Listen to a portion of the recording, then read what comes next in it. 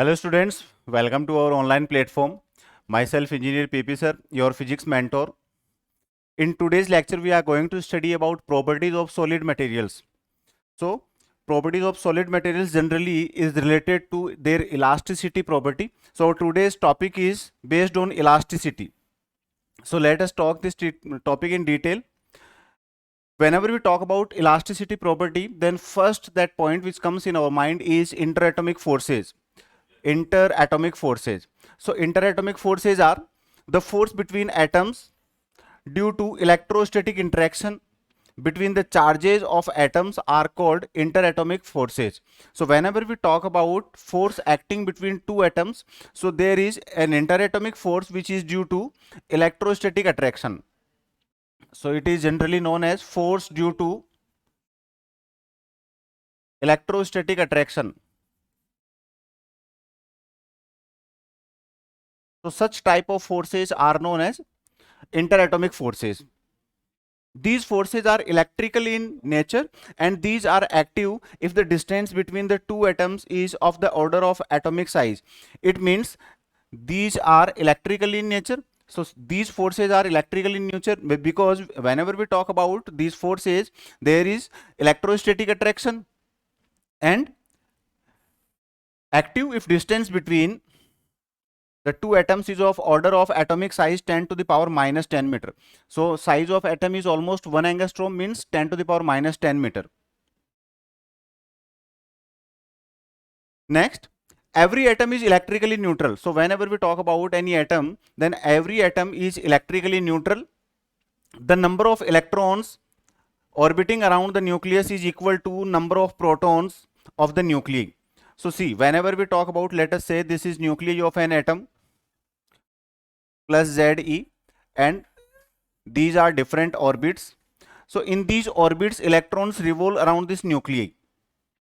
So here, whenever we talk about any atom, then we can say that in any atom, number of electrons orbiting in nuclei, orbiting around the nuclei is equal to number of protons of the nuclei. It means that is electrically neutral. They are electrically neutral. So if two atoms are placed at a very large distance from each other, then there will be a very small interatomic force working between them. So now we say that there are two atoms which are placed at large distance from each other. Then due to larger separation, there is poor, or you can say feeble interatomic force. Feeble interatomic force. Then when these two atoms are brought close to each other to a distance of order of 10 to the power minus 10 meter. So in this condition, if we place them at such a distance that it is equal to size of atom, then in that condition, positive nuclei and negative electron clouds get disturbed, and due to this, attractive interatomic force is produced between two atoms. So simple thing is that if we talk about separation between these two atoms, if these separation between these two atoms is decreased, then force of attraction increases, because one is of positive nature and another one is of negative nature, and we know that electrostatic force is F proportional to 1 upon R square. So in this condition, we can clearly see that if separation between these two atoms will be greater, then interatomic force, or you can say electrostatic force, will be decreased, and if separation is decreased, then force will be increased. It means here, if these two charges or if these two atoms are of different nature, then we can say that electrostatic force will increase or attraction will increase. Next, this attractive force increases continuously with decrease in R. So I have explained this thing, that if R will be decreased, then interatomic force will increase and becomes maximum for the value of R, called critical distance, which is represented by X. Clear? Beyond this, the attractive force starts decreasing rapidly with further decrease in the value. So see, you are given this graph. This is attraction and this is here force. Here we can see this is the nature of this curve. this is the separation, or you can say distance r. So if we plot graph between this force, interatomic force, and separation between these atoms, then initially it decreases, this force decreases, and at a certain value it increases in negative.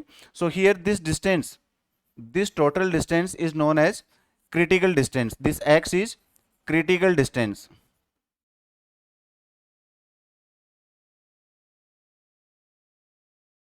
So this is the variation of interatomic force with the distance.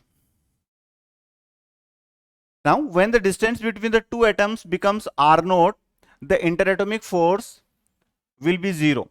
Interatomic force will be 0. So r naught means if r is equal to r naught, then force becomes equal to 0. So here this r naught is called normal or equilibrium distance. Equilibrium means that here there is no force applied, or there is interatomic force becomes 0. So R naught is 0.74 angstrom for hydrogen. So see, this R naught varies for different atoms. When the distance between the two atoms further decreased, the interatomic forces becomes repulsive. So I have clearly explained these all topics here, that F is inversely proportional to R square. You have to simply keep in mind this thing. F is inversely proportional to R square. If separation will decrease, then interatomic force will increase, and vice versa. The potential energy U is related with interatomic force by this relation. So we have seen this relation in our topic work, energy and power.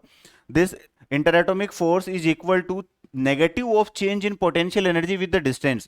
It means if potential energy increases with the distance, then here interatomic force decreases, because here we are having a negative symbol. When two atoms are at very large distance, the potential energy is negative and becomes more negative as R is decreased. So we have clearly seen this relation, that if U is at large, if two atoms are at large distance, it means R is higher, then potential energy is negative. So this energy is negative, and in this condition becomes more negative as R is decreased. So if R will be decreased, then potential energy will be more negative. When distance between the two atoms becomes r naught, it is r naught, the potential energy of the system of two atoms becomes minimum, that is attains maximum negative value. As the state of minimum potential energy is the state of equilibrium, hence two atoms at separation r naught will be at state of equilibrium. So see, we can also define equilibrium condition based on potential energy. So if we say that potential energy is negative, then it shows stability, or you can say equilibrium condition. Equilibrium condition. Clear? So it is potential energy for hydrogen. So we no need to memorize these values. We have to simply keep in mind the concept of potential energy and equilibrium condition for different interatomic forces. Now see, when the distance between the two atoms is further decreased, the negative value of potential energy of system starts decreasing, and it becomes 0, and then attains positive value with further decrease in R. So simply we know the relation that F is equal to minus du upon dr, and if we talk about U, potential energy, then it is minus F dr. It is minus F dr. So you can find value of potential energy from here. So it is mentioned here that when distance between the two atoms is decreased, so if R is decreased, then negative value of potential energy starts decreasing. So if R will be decreased, then U will be decreased, means negative value will decrease, and at a particular value this negative, it becomes 0, and then it will be in positive side. It means it will disturb away, and it will move away from equilibrium condition. Now intermolecular forces. So now, until now we have discussed interatomic forces. So conclusion in interatomic forces is simple, that interatomic forces simply acts between two atoms, and here we have studied that whenever there is a force between two atoms, then it depends separation between them. So I have explained it in detail that F is inversely proportional to R square. Then we discussed about equilibrium conditions based on potential energy. So that is so simple. Now intermolecular forces. So the forces between the molecules due to electrostatic interaction. So same thing is here again. Now intermolecular force acts between two or more molecules.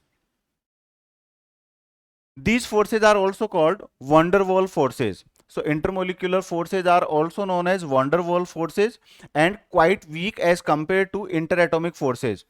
Interatomic forces के comparison में बच्चों ये होंगे weak. These forces are also electrical in nature and these are active if separation between the molecules is of size order of molecular size, means almost 10 to the power minus 10 meter, or you can say nanometer. So only simple difference between interatomic and intermolecular forces till now is that interatomic forces are stronger than intermolecular forces. These forces are known as van der Waals forces, and rest things are same. Interatomic forces acts between two atoms, and here intermolecular forces acts between two molecules, and nature is that their nature is electrical.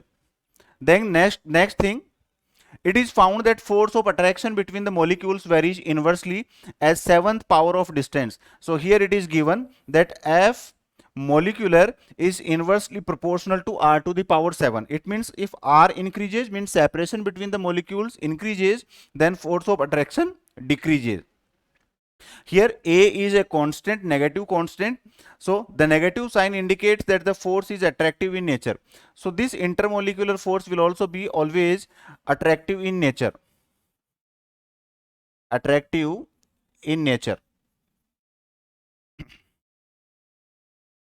Now, when the distance between molecules become less than R naught, the forces becomes repulsive in nature and is found to vary inversely as 9th power of distance. So see, here variation is quite different from interatomic forces. Here,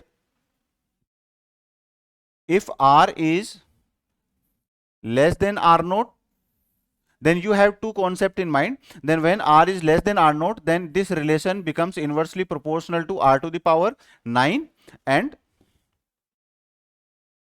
we can say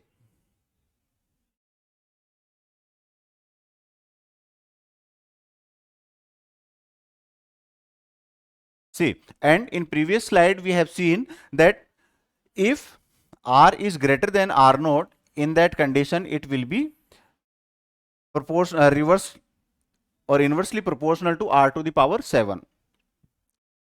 Now, therefore force between two molecules is given by F is equal to F attraction plus F repulsive. F attraction कब हुआ बच्चों? F attraction when R is greater than R naught. Repulsive कब हुआ यहाँ पर? When R is less than R naught. In that case there will be repulsion between these two molecules. So the value of constants A and B depends on the structure and nature of the molecules. So these constants are molecule dependent and structure dependent. Intermolecular forces between two molecules has the same general nature as shown in figure for interatomic forces. So variation will be same. We have studied this variation.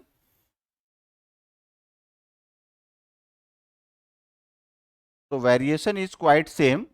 This way force will vary with respect to distance.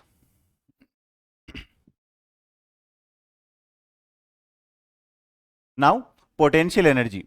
So potential energy can be approximately expressed by the formula U is equal to A upon R to the power n plus B upon R to the power m, where the term A upon Rn represents repulsive contribution and B upon Rm represents attractive contribution. So we have simply seen in intermolecular forces that net force depends on how much amount of attraction and repulsion is there. Simply in potential energy also we can include both the terms, that some amount of energy is due to repulsion and some amount of energy is due to attraction. Constants A and B and numbers m and n are different for different molecules. So A, B, and m, these values depends which molecule is being used. For majority of solids, n is equal to 12 and m is equal to 6. So potential energy can be expressed as U is equal to A upon R to the power 12 minus B upon R to the power 6. So you have seen in many numerical questions this relation A upon R to the power 12 minus B upon R to the power 6. So this relation is given for general solids. General solids. Clear? So this is the potential energy. Now, comparison between interatomic and intermolecular forces. So if we talk about their similarities, then similarities are both the forces are electrical in origin. So we have discussed in previous slides that they are electrical in origin or electrical in nature, we can say. Both the forces are attractive over short distances. So this also can be seen that for smaller distances they are attractive in nature, and if distance increases then they become repulsive. General shape of force distance graph is similar for both the forces. So I have explained both the graphs that force and distance variation is similar for intermolecular and interatomic forces. Now, both the forces are attractive up to certain distances between atoms molecules and become repulsive when distance between them becomes less than that value. So we have clearly seen that if R is equal to R naught, then equilibrium condition. So basic conclusion is, I am writing down here, R is equal to R naught represents equilibrium, whether it is interatomic force or intermolecular force. If R is greater than R naught, then it is repulsive in nature. And if R is less than R naught, then it is, if R is greater than R naught, then it is repulsive, and if R is less than R naught, then it is attractive.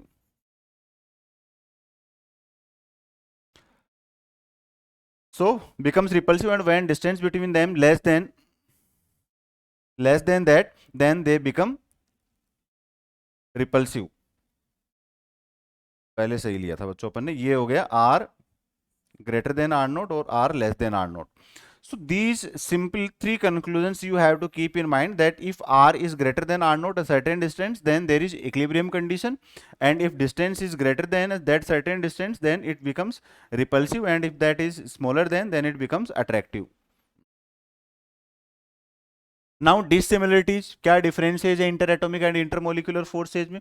So interatomic force depends upon the distance between the two atoms, whereas intermolecular force depends upon distance between two molecules. This is first difference. Interatomic forces are about 50 to 100 times stronger than intermolecular forces. So we have also discussed this topic, that interatomic forces are stronger than intermolecular forces. Next dissimilarity, the value of R naught for two atoms is smaller than the corresponding value for the molecules.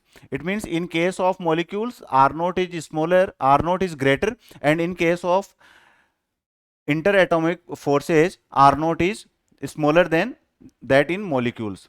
Therefore, one molecule is not restricted to attract only one molecule, but can attract many molecules. So R naught is smaller, and we are concluding here that one molecule can attract more than one molecule, 2, 3, 4, any number of molecules, since the atoms of one molecule cannot bind the atoms of other molecule. Clear? States of matter. Now this is a simple introduction before starting the lecture. Our main topic starts from here. The three states of matter differ from each other due to the following two factors. So if we talk about states of matter, then we clearly know that there are three states of matter: solid, liquid, and gas. So the different magnitudes of the interatomic and intermolecular forces. So किन किन factors पे ये depend कर रहा है बच्चों यहाँ पर states of matter? It is depending on different magnitudes of interatomic and intermolecular forces, the extent of random thermal motion of atoms and molecules of a substance, which depends upon temperature. So another varying factor is random thermal motion. So random thermal motion is due to temperature dependence. So comparison chart of solid, liquid and gaseous states. So see, this is, I have clearly explained in previous slide that there are three states of matter, and these states can be distinguished or can be categorized in three ways by depending on two factors. First one is different interatomic and different intermolecular forces, and second one is random thermal motion due to temperature.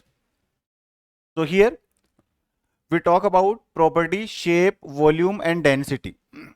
So if we talk about solid, liquid and gases, then let us see how these three properties vary according to their states. So shape, so if we talk about shape of solid, then it is definite.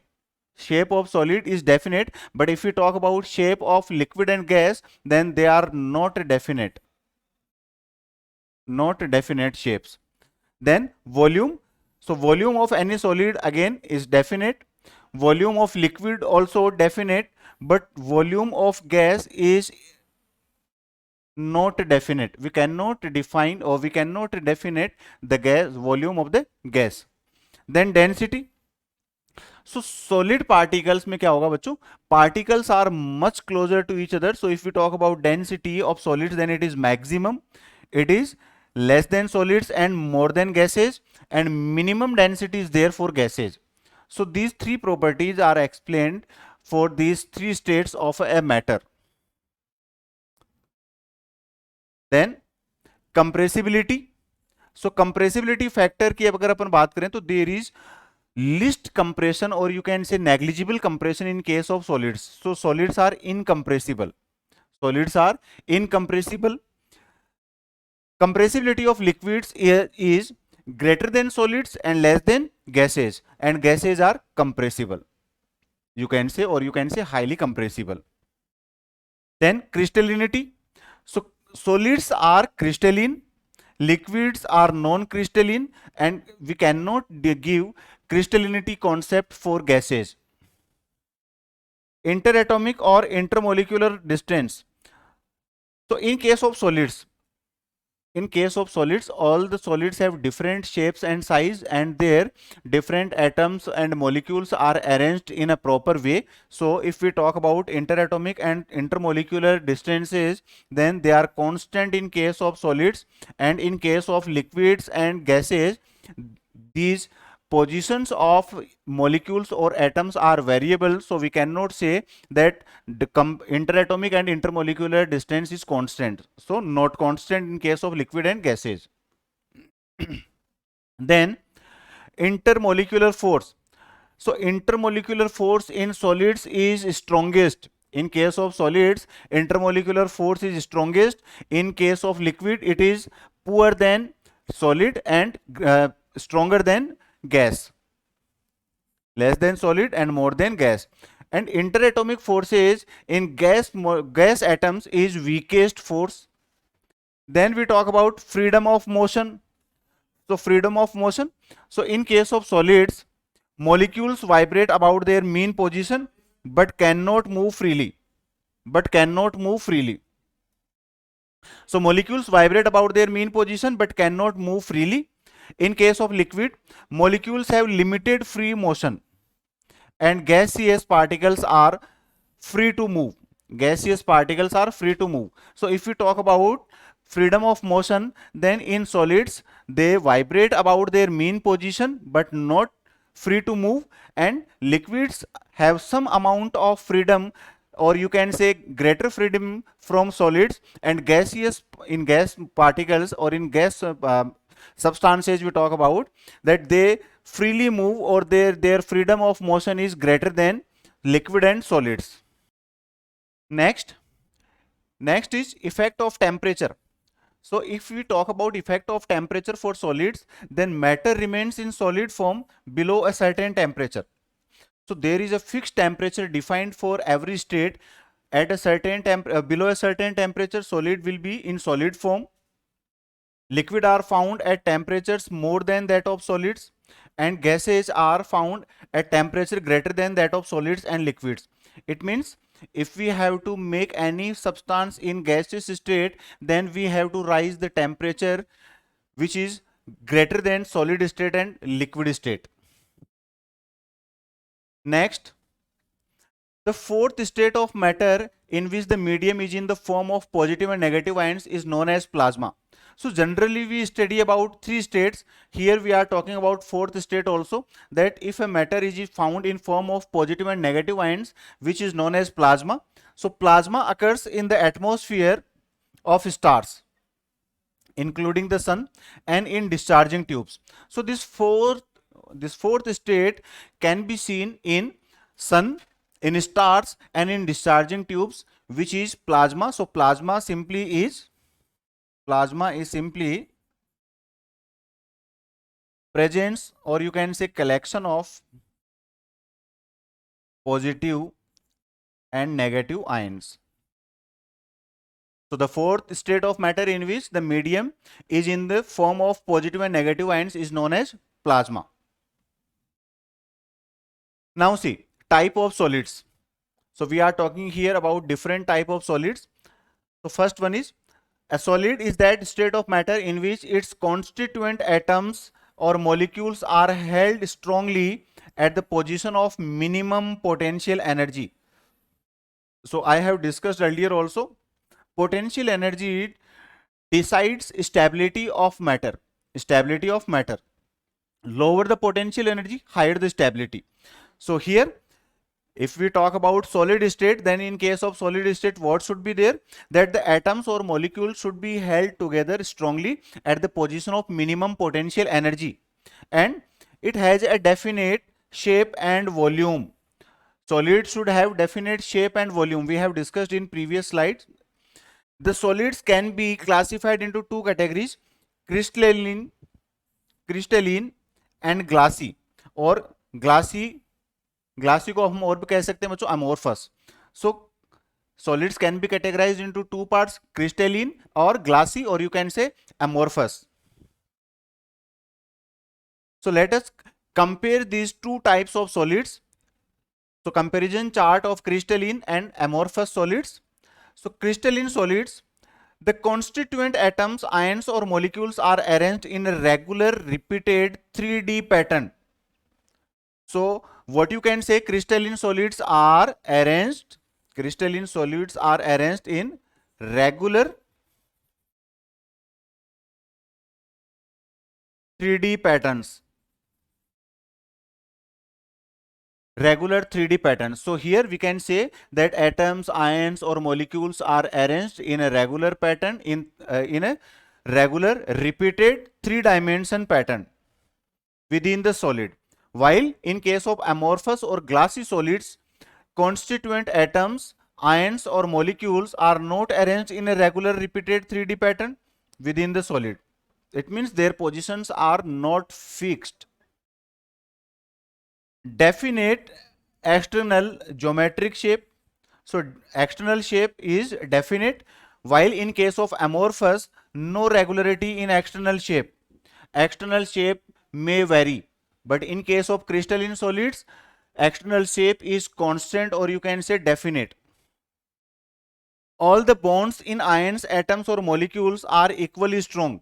In case of crystalline solids, bonding is strong, and here bonds are not equally strong. Next, they are anisotropic. Crystalline solids are anisotropic and amorphous solids are isotropic. They have sharp melting point. So for crystalline solids, melting point is sharp, while for amorphous solids, they do not have sharp melting point. Then crystalline solids have a long range order of atoms or ions or molecules in them. So long range order, and here they do not have long range order. So they are considered true and stable solids. So if we talk about true solids, then crystalline solids are true and stable solids, while they are not regarded as true and stable solids. So whenever we talk about stable or true solids, then there should be crystalline solid. Amorphous solids are not true and stable solids. Now, elastic property of matter. So now our main topic starts here. until now we discussed different patterns or different quantities which are useful to explain concept of elasticity. So elastic properties of matter. So elasticity is what?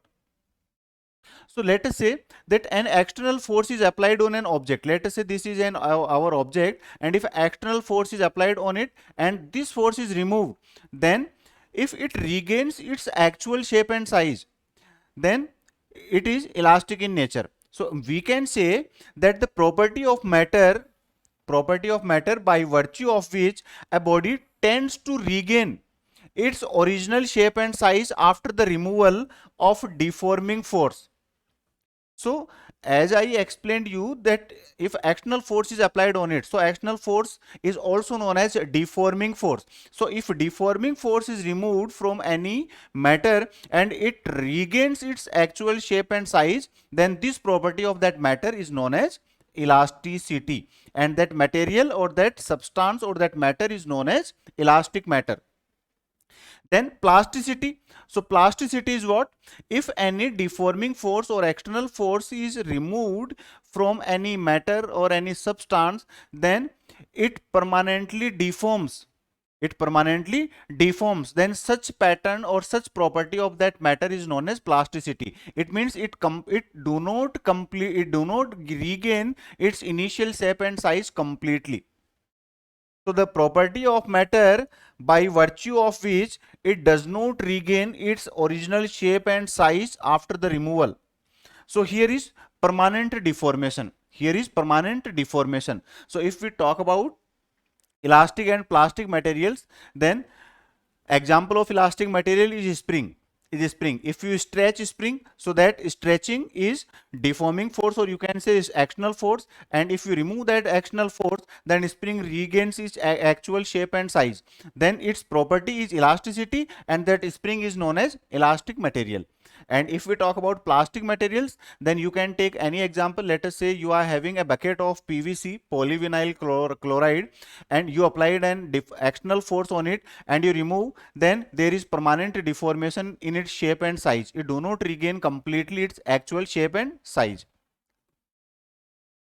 Then perfectly elastic bodies. So perfectly elastic bodies, on removal of deforming forces, if a body regains completely its actual shape and size, complete regain of actual shape and size denotes perfect elastic body. So if on the removal of deforming forces the body regains its original configuration completely, so here you have to keep in mind that complete regain of initial shape and size represents perfect elastic nature of any body. A quartz fiber and phosphor bronze. Phosphor bronze is an alloy of copper containing 4% to 10% tin, 0.05% phosphorus, is the nearest approach to the perfectly elastic bodies. So in nature, there is no perfect elastic body, but we can consider up to an extent that quartz fiber and phosphor bronze are perfect elastic materials. Phosphor bronze and quartz fiber. Now, perfectly plastic bodies. So perfectly plastic bodies, if deforming force is removed from any body and there is permanent deformation, then such type of bodies are perfectly plastic bodies. So if the body does not have any tendency to recover its original configuration, so no tendency to recover its original configuration means permanent deformation. So example of perfect plastic body, paraffin wax, wet clay are the nearest approach. So we do not consider that they are perfect plastic bodies. No, they are nearest approach, almost perfect plastic. So paraffin wax and wet clay. Then region of elasticity. So what is the region of that plasticity in different materials? So in solids, atoms and molecules are arranged in such a way that each molecule is acted upon by the forces due to neighboring molecules. These forces are known as intermolecular forces. So see, if we talk about solids, then elasticity nature is basically defined based on intermolecular forces. For simplicity, the two molecules in the equilibrium positions means R is equal to R naught, are shown by connecting them with a spring. So here, this is the graph. So see, these forces are responsible for elastic nature. Assume that if we apply an external force on it, so external force is applied, strings are stressed, and if external force is removed, then they regain their initial shape and size. So such type of forces are responsible for elasticity nature. In fact, the spring connecting the two molecules represents the intermolecular forces. So spring is what? Intermolecular force को represent कर रही है बच्चों यहाँ पर. The molecules either come closer or go far from each other, and restoring forces are developed. When the deforming force is removed, these restoring forces bring the molecules to the solid to their respective equilibrium positions, and hence body regains its actual form. So simply I have explained it that as we compress that solid, then it deforms, and if external force is removed, then it regains its actual shape and size. So it is due to intermolecular forces, which are spring-like forces. Now, elastic limit. So what is the elastic limit? So simply keep in mind the concept that if I am stretching a spring, I am stretching, and after a certain amount of deforming force I applied on that spring, and I removed that force, then spring do not regains its shape and size after a certain limit. After a certain limit, that certain limit up to which property of elasticity is available in that matter is known as elastic limit. So it depends on nature of body or nature of matter. For different matters, elastic limit is different. So elastic bodies show their property of elasticity up to a certain value of deforming force. So as I explained by having an example of spring, that if we apply a certain amount of any deforming force, then as up to a certain value they show property of elasticity, and if we keep on increasing that deforming force, then after a certain limit they will be permanent deformation or permanent disorder. So if we go on increasing the deforming force, then a stage is reached when on removing the force, the body will not regain or return to its initial state. The maximum deforming force up to which a body retains its property of elasticity is called elastic limit.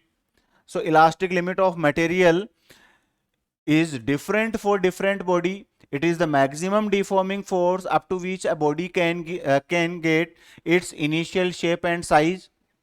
Elastic limit is the property of a body, whereas elasticity is the property of material of the body. So both things are different. Elastic limit is defined for whole body, whereas elasticity property is defined for material used in that body. Now see, elastic fatigue. So elastic fatigue is what? The temporary loss of elastic properties because of the action of repeated alternating deforming force. If we repeatedly applying a deforming force on different bodies, then there is some loss of elastic property. So this is known as deforming fatigue. Deforming fatigue. So you can keep in mind simply deforming fatigue is what? Temporary loss of elasticity due to repeated deforming forces. So it is due to this reason bridges are declared unshaped after a long time of their usage. So what happens if bridges are used for longer time period, then their nature of elasticity or property of elasticity decreases. Spring balances show wrong readings after they have been used for a long time. So this is also because we continuously use that weighing balance or spring balance for measuring for the different weight. So for repeated uses or repeated deforming forces we applied on that, then it lost some deforming, it lost some elasticity property, hence it will show wrong readings. We are able to break the wire by repeated bending. So it is also the example of loss of elasticity, or you can say elastic fatigue, that if a wire is repeatedly bended from any certain place, then that wire can be break. Elastic after effect. So elastic after effect shows, it simply gives the concept of time delay. It simply gives the concept of time delay. So elastic after effect is the time delay in which the substance regains its original condition after the removal of deforming forces. So in many substances you might have seen in your daily life that as external force is removed, they instantly regains initial shape and size. But some substances are like, if you remove any deforming forces, then they regain their actual shape and size in a certain time. So that time delay is elastic after effect. Like you are sitting on a sofa of a sponge, and as you move away from that sofa, then that sofa regains its actual shape and size in a certain time interval. So that time delay is known as elastic after effect.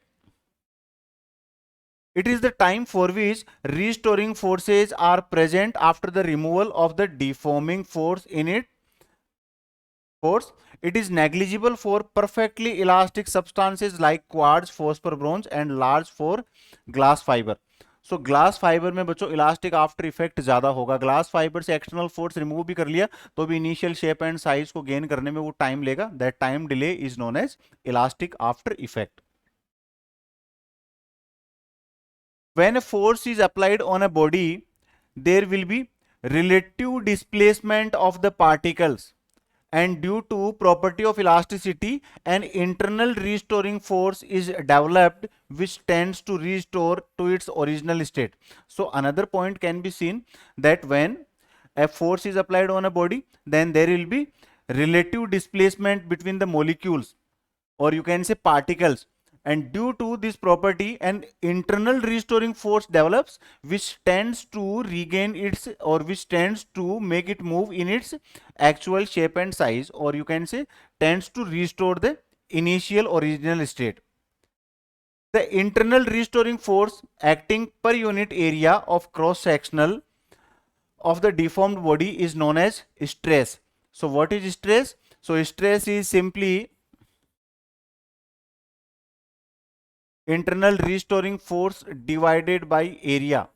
Unit area में कितना internal restoring force act हुआ है, that is known as stress. At equilibrium, restoring force is equal in magnitude to external force. Stress can therefore also be defined as external force per unit area on a body that tends to cause it to deform. So you can simply define in both ways. We know that in case of elasticity, if external force or deforming force is applied, then particles displaces from actual position and they regain actual shape and size due to internal restoring force. So restoring force is equal in magnitude with the deforming force. So you can define it internal restoring force in unit area or deforming force in unit area. So this is its formula, that stress is equal to force upon area. Its SI unit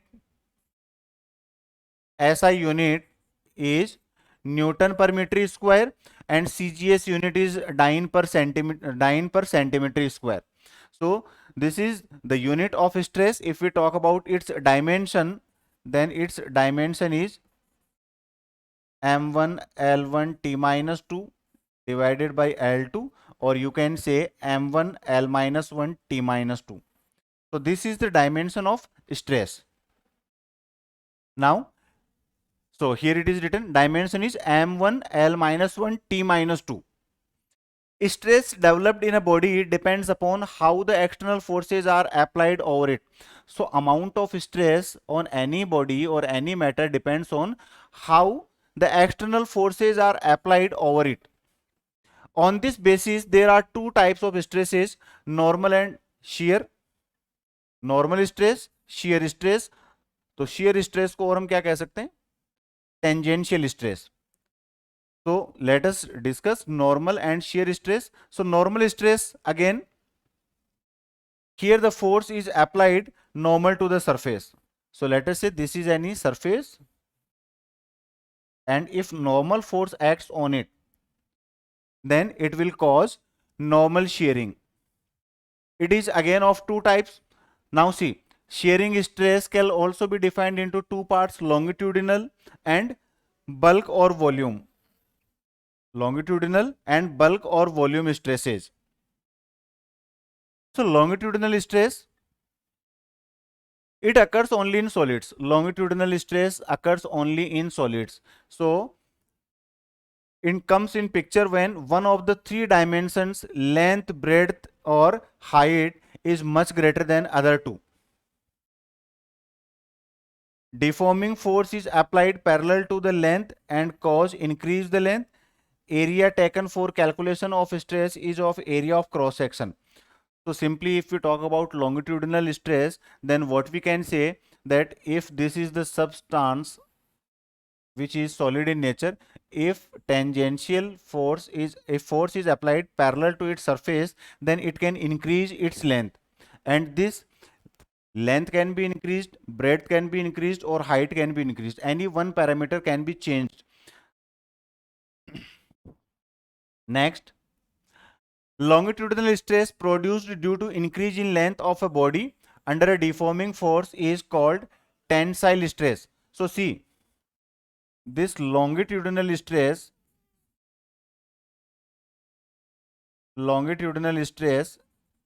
can be classified into two parts.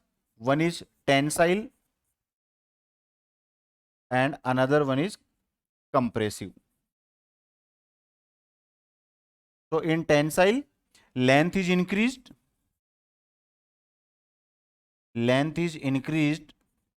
and in case of compressive, length is decreased. In the both cases, longitudinal stress is there. It means variation in length,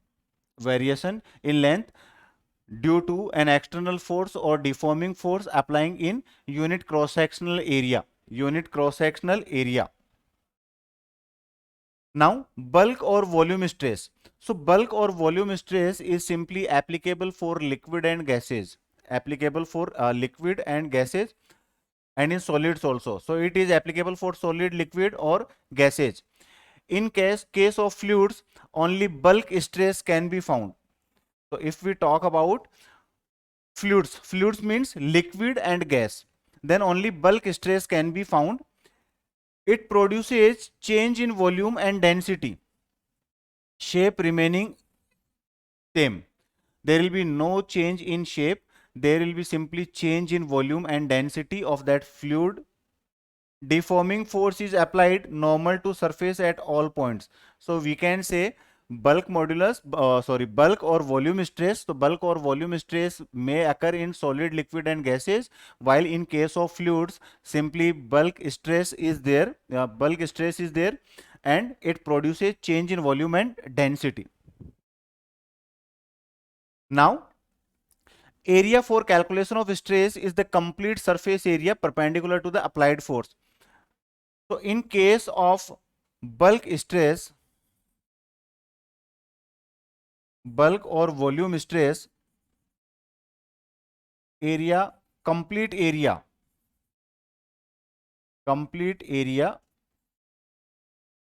of surface, while in longitudinal stress we have discussed, in case of longitudinal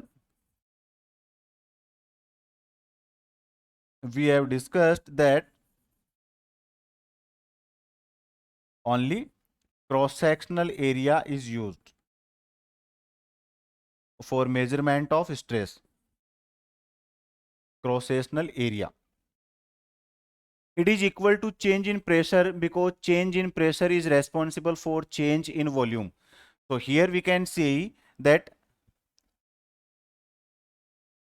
bulk stress is equal to this force which is normal to surface So I can say F normal upon area, and this F normal upon area can be represent change in pressure.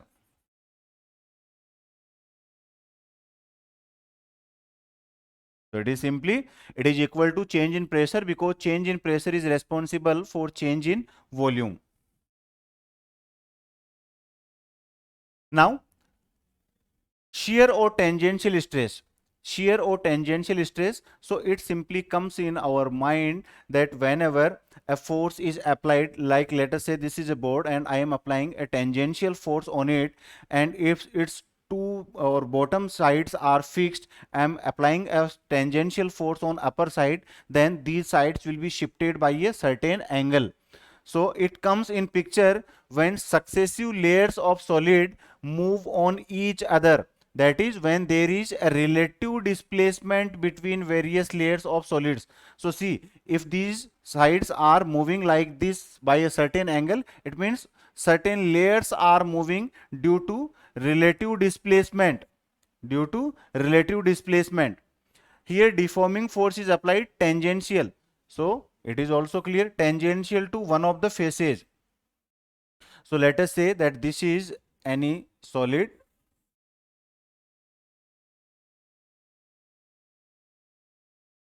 This is any solid. These two sides are fixed and we are applying a tangential force. Then let us see, I am simply making it in 2D. These two sides are fixed and a tangential force is applied, then these vertical sides will replace or will shift relatively with each other like this. So if this is moving by an angle phi, then this will also move by an angle phi. So this causes relative displacement in the layers. Area for calculation is the area of the face on which force is applied. So see, here I have considered a cubical solid, and here I have considered simply one face on which tangential force is acting. So area for calculation is the area of face on which force is applied. So simply force is applied on a certain face of that cube. It produces change in shape, volume. So see, it simply change in shape. So shape में change हुआ है, there is no change in volume. There is no change in volume. So this is the like this. So I have explained it in diagram that this is cubical shape. This bottom one is fixed. And if tangential force is applied on this face, then these sides are shifted. Sides are shifted by certain angles. These are certain angles. Clear? Difference between pressure and stress. So what is the difference? So see, if we talk about pressure and stress, then numerically both are same. Pressure is also equal to force, normal force acting in unit area, and here stress is also restoring force upon area, or you can say deforming force upon area. So what are the differences between pressure and stress? So see, pressure is always normal to the area. So here I have explained that pressure is defined as normal force acting in unit area. So it is always normal to the area, while stress can be normal or tangential. तो normal और tangential कुछ भी हो सकता है बच्चों. Normal की अपन ने बात करी लॉन्गिट्यूडिनल स्ट्रेस के केस में, एंड टेंजेंशियल की बात करी अपन ने शियर स्ट्रेस के केस में. सो नॉर्मल तो होगा longitudinal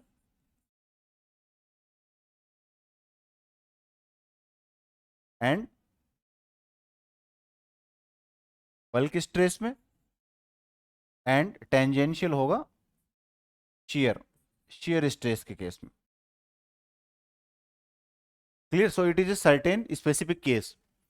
Always compressive in nature. So if we talk about pressure, then it is always compressive in nature, while may be compressive or tensile. So we have seen in case of longitudinal, in case of bulk stress, it is always compressive in nature, but in case of longitudinal, it may be tensile or compressive, both.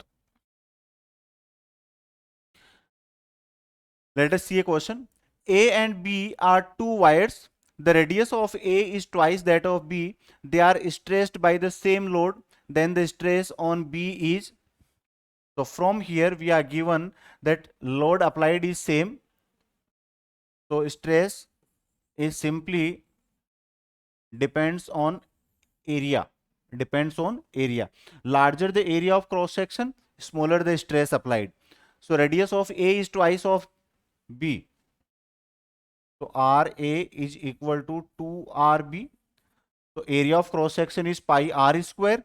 So we can say, let us say stress of 1 is S1, stress of 2 is S2. So S1 upon S2 is equal to RB square upon RA square, or it is 1 upon 4. So let us find equal to that on A. No, 4 times that on A. So from here you can say S2 is equal to 4S1. S2 is equal to 4S1. It means stress on second one is 4 times of stress on first one. So second option is correct.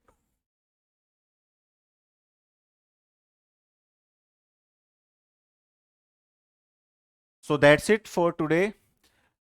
आज के lecture में बच्चों इतना ही अपन ने बात किया. Basic हमने introduction की बात करी यहाँ पर. What are interatomic intermolecular forces, how stability is defined based on potential energy. We discussed about comparison of interatomic and intermolecular forces. We discussed different states of a matter, and then our main topic, elasticity, plasticity, and then stress. So that's it for today's lecture. In next lecture we will start with new topic based on elasticity. So thank you for watching today's video. Let us meet in next video, next lecture.